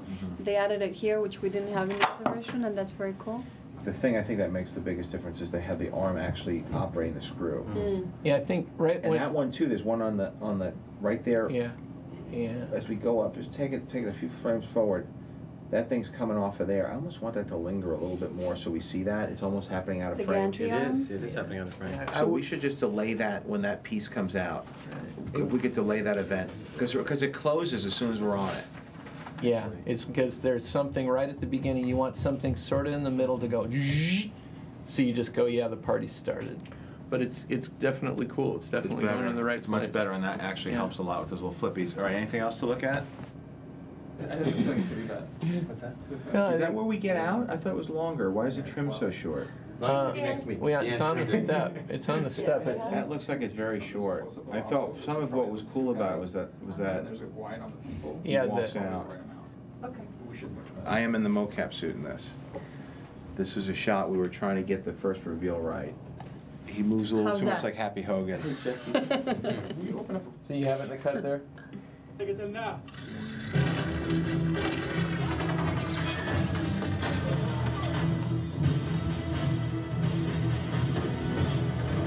You have the previous? That's way short. So here's my question. Clearly we're going down a dead-end road here because we're changing the performance on this thing. I like the camera angle, but now Dan's cutting out, and I'm assuming going downstairs. I'm not going to tell him, hey, get me one more half a step. That breaks the shot. Well, should we try and get Dan here for a minute and maybe at least he can tell us? We can, but I know what he's going to say. He's going to say, why would I have him just go a half a step? It throws off the reveal. This is all about the reveal. So right now I'm cutting in the middle of a head turn, and the head turn's throwing off the reveal. So let's change that, and maybe that'll take some of the curse off of it. But we're now cutting even shorter the reveal, and the whole idea of this was to make it longer, which is why when we did the mocap performance, we looked at the full length of the plate Right. to see what we had. Right. And then after we did that, we found out that we couldn't get it. Exactly. Check it out. It's cool.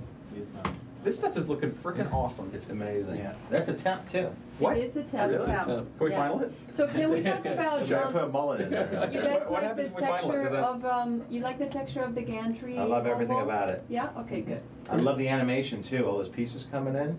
Okay, that's SU-95, right? SU-95. Oh, I think I buy that more. I think it's got to clap. That's got to sort of clap more close. See how it's sliding? It's got to go. It's got to slide in and then go kunk, kunk. Yeah. And I think there should be some sort of undergack to it too. It's just starting to imply. But I think it's gonna be good. Should there be backs to it or something so it doesn't just feel like a? I gotcha. Do you know what I mean? So it should be seamed around here. Something that should be another sort of maybe like cranial element because it just feels very 2D with it just feels very. The whole thing is it's Iron Man. It should be. Yeah, it should be tough, strong. Do we want to have one spin or no spin at all? I like the spin. Well, remember we were talking about him going out upside down? Yeah. That's what we had talked about. Like he was sort of coming out upside down and not spinning. The spin feels a little bit like when he in the dogfight pencil, maybe. Yeah. So that's what we had talked about. So I feel like he's out of frame. I feel like it's a little too self-conscious of a move Too for him. showy. A little too showy. Yeah. He's Okay. right. Where am I going now? Down to Let's go down to the mix, and then hopefully we can sit with Dan and we can look at 6 to 7 ADR. All right. Thanks, guys. Yeah.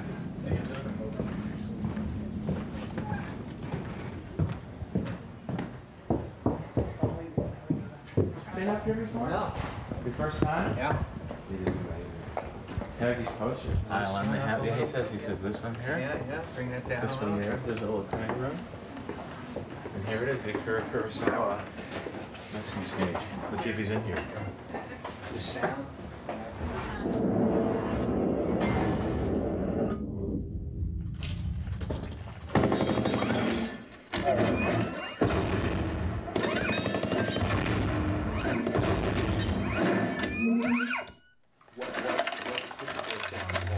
I just want to make sure that's I like the actual RT sound itself. Well, no, I was only bringing you in for that. Let's see that one more time. The RT we haven't really mixed yet. Good. Yeah. Let me see again. I think it's good.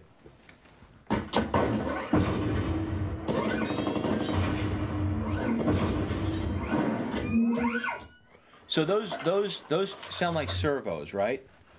So the layers I'm expecting that we'll get to now are going to be the winding up of the RT. Right, also. and also movement, you know, presence and sort of servo slash plasma sort of type of sound for him moving around Good. as well. And because this is like when we're seeing the RTs being used against people too, it's the first time we're really showing it. Right. We might want to sweeten it with, like, on top of the sound we have, we should have something in our pocket like a thunder crack or something to sort of bury in there, kind of like we did with the pig squeal and stuff. Right, yeah. Just to give it a little more pop if it's not, because it has to be a little more overwhelming than it is later. Right.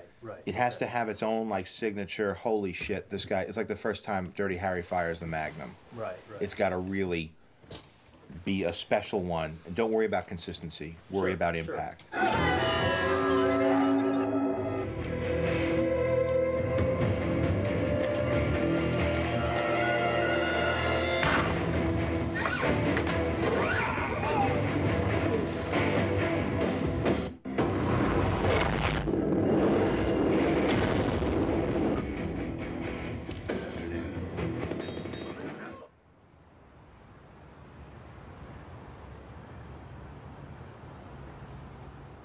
Jon Favreau called for Iron Man and said, "Can you help us?" It's Iron Man. Are you kidding me? I mean, of course I want to work on Iron Man. I mean, of course we want to do that. I mean, I love Marvel comics. I love Spider-Man. I used to read Iron Man. John Nelson called and said, you know, can you guys come in and look at some of these interfaces? There's a lot of text you can't quite read, and it's very technical, but it wasn't advancing the story. But this is the kind of thing, different ideas for how those interfaces look. You know, John always used the reference of, you know, the iPhone kind of thing, the sort of simplicity. He felt like Tony Stark would be really visually sophisticated and not just like a technological nerd, but he would have a real sense of style, and all the products in his house would have a real sense of this high design sensibility. Connect to the Cisco, have it reconfigure the shell metals, use the gold titanium alloy from the Seraphim tactical satellite. That should ensure fuselage integrity while maintaining power to weight ratio. Got it? Yes. Shall I render using proposed specifications? Thrill me.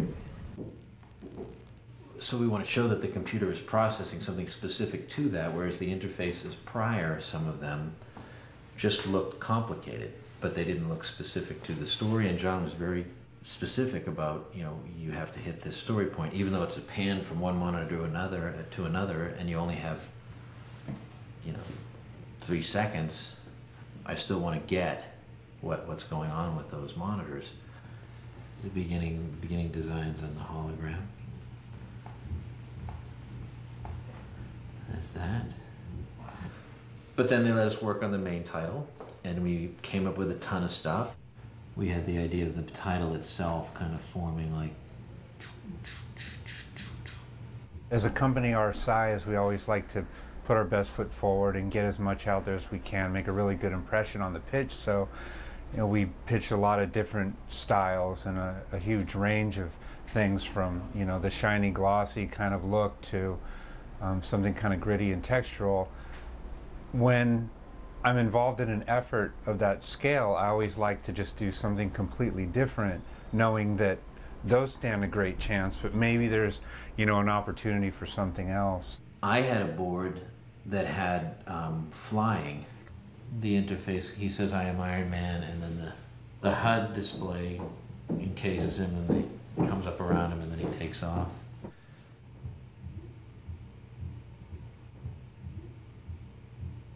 The kind of brief that I gave the people here is that I thought when he says, "I'm Iron Man," it should be like a celebratory thing, like you leave the theater and you're pumped. And I also thought about, I liked the interaction of the robots, and so we had a board that was all about type, that was kind of being, you know, very complex kind of situation with type being made by robots. And John felt like there wasn't a lot of detail material of the suit itself, so he very much responded to a board that was all about the inner mechanics of the suit. But we had this little motion test, and John saw it and he really liked it. And this is what we had showed to them the first meeting. I decided, well, you know, maybe it would be kind of interesting to do something that's like a video game, kind of wireframe sort of looking. And Tempest, it was fully Tempest. The color, the look of it. It was that in a combination of Tron. I liked Tron a lot at the time too, and a game called Battlezone. So I was a real. I would go into arcades all the time as a kid to spend like $40 and in quarters at a time on these things, and that was a lot then, to do. I'm kind of dating myself. John saw it and he really liked it, and I think he wanted to move away from the kind of language of Spider-Man and have something that was more kind of funky, and now Kevin was a little bit more, he was wondering if it became a conversation then about what's the level of rendering. Well, it looks retro, and John's like, no, that retro is, that's what's cool. That's what's cool about it. In talking to the director, at that point, we were going back and forth so much, between what can it be. We went a little bit too far, I think, in the sort of printed kind of look, and it ended up looking like paper in a way, so we were kind of unhappy with that. Fortunately, after showing them that, they didn't like that very much. We went right back to it. What was super cool for us was that ILM had given us this, they gave us the CG model for Iron Man. So you can imagine the detail in that. I mean, we're peeling apart layer after layer. It was just endless. I think these guys had spent months at this thing. But it was so fun to be able to just take that plate, you remove it, there's this mesh, you remove that. There's all these like little screws and bolts and nuts and all of that, which is really evident in this shot here. It's crazy what these guys did. They just, it's like real machine work. They just went and did every single piece. The detail these guys put in, it's just such a labor of love from them. They really, really figured this thing out. Like we wanted a little bit of a hint of film here, and then we just kind of give it a lot of nice grain and texture and all that kind of stuff. That Ilya had come up with this look, to give it a little bit of an imperfect quality. And they wanted us to put War Machine in there, so we found a good opportunity to do that, I think, on this here. Dave Reiner had modeled this. So all of this was made here at Prologue. We had a couple reference photos to go off of to be able to do that. And then here, I like even like laser tag, how they have all the black light kind of thing. My kids play that. They love that stuff, but I think it's not as popular anymore, but I thought it might be kind of fun to explore that just a little bit right here.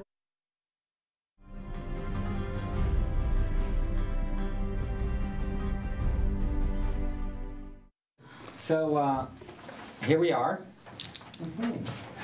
You guys are working extremely hard, I know, but I think... Get a close-up of this part.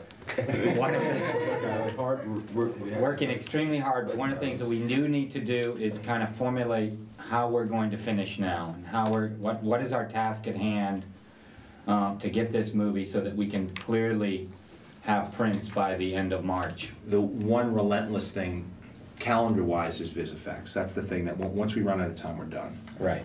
And so I want to make sure that they're not waiting, because oftentimes they have people hot bunking and working around the clock at these vendors, and if I don't get in there when they need me, absolutely, there are people waiting, and at a certain point the bell's going to ring and we're not going to get those shots in, and that's honestly the most concerning part of the process to me right now.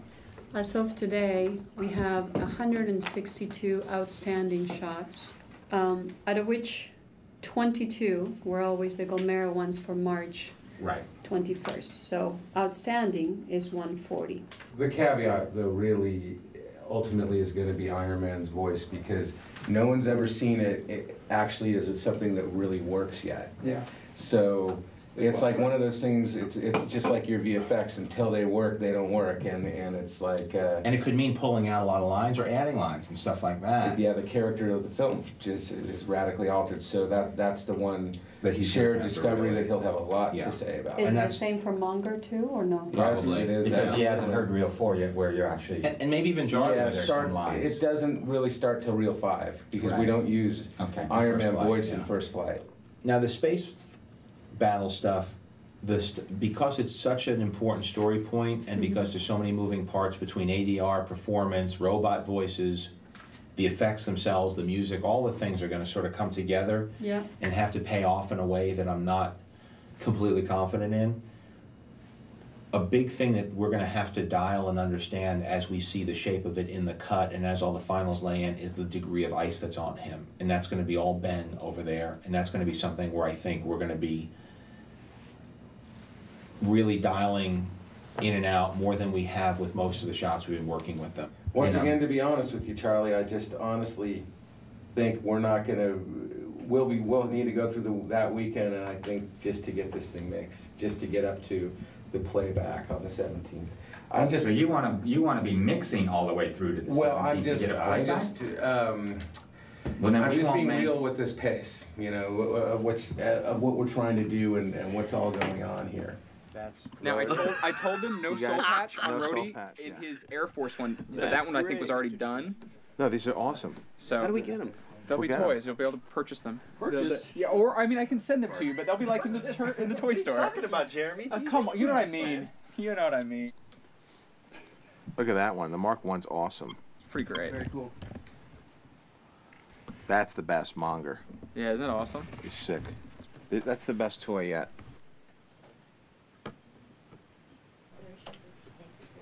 How do you feel about that, Manny? Yeah, that's better. Just generally, I think guess. it'll. Yeah. Okay. I don't know. It's not really worth chasing, really. Okay. Well, it's just this one shot. Yeah. Can we see just what is it about the color that seems a little see the blue on the left there? Maybe we can use that as a guide to try to swing it more Okay. away from that. All right. It's hard to really read it on the glass. This is also, but you see how I'm swinging it away from the red in his skin Yeah, tone? no, that's fantastic. Okay, great. That's kind of where I wanted to go. Let's try. It's a very interesting time now, and I remember this on other movies, and boy, you don't know what's going to happen. This could be anything from a flop to a moderate single, you know, where you get on base and you just keep plugging along in your career, to something that, you know, where it's beyond what people's expectations are. I honestly don't know. I'm sort of the worst person to handicap that kind of thing right now. I'm in the worst seat in the house. I'm right in the thick of things. I don't know where we are. Can you click it up maybe a hair? Yeah. Right now, I'm worried about the minutia. Right now, there's still shots from ILM we're waiting to get back. I don't know if that space battle is going to pay off. You know, I'm still in the sound mix, the DI. We're still making picture changes. That's just the nature of things. You know, this non-linear style of post-production. It used to be you would lock a movie, you do the music, and then you'd sit back and mix at this point. Well, we're still making picture changes. Ramin's still composing score cues for us if it doesn't quite fit. We're dancing as fast as we can. And then I'm going to be promoting the thing all around the world. I don't mind it though. Hey, I think if it was just up, it would be less saturated back there. Looks like a Star Wars poster. This is a bit of a fever pitch. We're getting all the shots in. We're trying to finish them up. All the work of 2 years is all paying off now. We've showed it to some people. We've shown like an unfinished version to like Paramount foreign distributors. They laugh. They like it. We've shown scenes at Comic-Con, WonderCon. They all like it. I've shown friends. But this is a Marvel movie. We don't test these movies. So I don't know. They don't want it getting out on the internet. It's a very secret process. So I really don't know how people are going to react to this thing. I know the people close to me seem to like it. I know that there's funny scenes, that there's scenes with a lot of heart. There's a lot of truth in it. I love the performances. I love the cast. I think the suit worked out really well. I think ILM did a spectacular job. The score sounds good to me, and certainly the sound effects sound great. So I don't know. Okay, so this is the alt ADR cut that's loaded. Send them to the versions. Iraq. All right. See what we got here.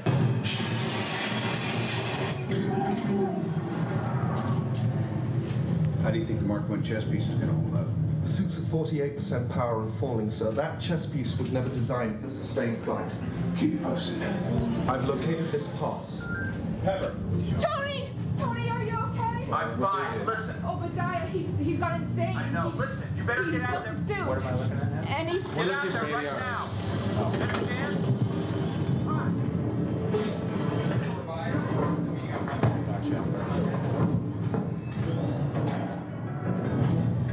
Where do you think you're going? Your services are no longer required. What a way That what a waste sense is a waste. Well, all those 3 lines, are they complementary is the big question. I don't think so. Well, they've got a... Yeah, assuming we could get it to sound the same. Your services. Okay, because you have... The whole thing about him pointing the gun, a line over pointing the gun explains why he's not smoking her, right? That's the whole thing. That's the idea. Right? Yeah. So your services are no longer required. I would push over that. I know we had it there once before. Mm-hmm. I would say I would get what a waste out of there. Okay. And I would just Should I duplicate your thing down Sure. here? Okay, where are you working? ADR work bin? Yeah. Okay. So right here. He hates when directors point at the screen during photo ops. I do it all the time now. Where do you think you're going? Your services are no longer required. Okay, so we're talking about moving right here and getting rid of what a waste. Okay. Yes. There's like Right mixed there. downs because that stuff is And so then low. Oh, you're using mixed downs? Yes, so we'll just write. They'll be just in the dialogue tracks too. That's even worse. There's If a snap. director snaps, he loses his fingers. These are the cuts. This is how they know it cut. You have the rhythm of the cut. There's just, it'll just be like... Your services are no longer required.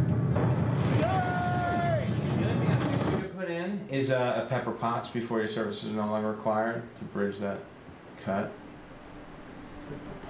Pepper Potts. You could tell me that this thing barely made its money back in its theatrical release, I would believe you, or that it blew up, and I would believe that too. I know there's a lot of big movies coming out this summer, and they look good. As the head of Sony Distribution told me last time around, he says there's only so many seats in the bus, you know, and you know, you got about 3 or 4 movies get to be a hit in either a holiday season or a summer season, and you're either in it or you're not. Pepper Potts. Pepper Potts. Pepper Potts. Your services are no longer required. Pepper Potts. Come on, Jeremy, you said that was a good one. Pepper Potts. That was the studio select. That was the one that came with the line, Pepper Potts, I have the feeling you're trying to avoid me. So beautiful, what a waste. I know that I'm proud of it. I know that we've done everything we can. I know that we're hitting some sort of note because we're getting feedback. After Comic-Con, we showed the footage, people got on board and got excited about it. And now it's being spoken of in the same breath as like Batman and Indiana Jones. I mean, we weren't part of that conversation when we started off. We were like an unknown quantity. It built from like a small little grassroots thing into something where people are anticipating it. So I know the awareness is there, which is something I didn't have on Zathura, the last film I worked on. So it feels different than that. As our first film out of the gate, I couldn't be happier. I couldn't be more proud of the film that we've put together, of the team that we've put together, of the cast that we've put together, and of John. It feels very, very good to have this kind of buzz on a character that outside of the hardcore Marvel fans, most people didn't know a year ago. Most people go, well, oh, is he the guy in the metal and the suit and with the goatee? Maybe people knew. And now the name Tony Stark is as famous as the name Iron Man. It feels exciting. It feels like people are ready to go out there and start the summer off with our film, which is going to deliver.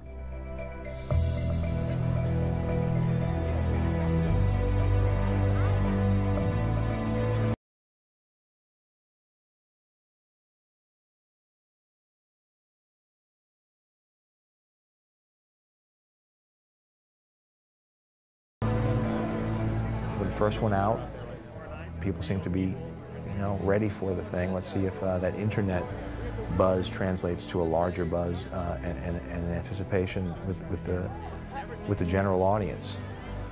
But I do feel confident going in, and I get the suspicion that I'll be doing more of these, and you know, it could potentially change the nature of my whole life and my whole career. Kind of have this moment. I'm in great company, and I've never had it so good. Is it cool to be directing a movie, like a comic book movie? It's awesome, man. I grew up reading this thing, and now here I'm making this movie.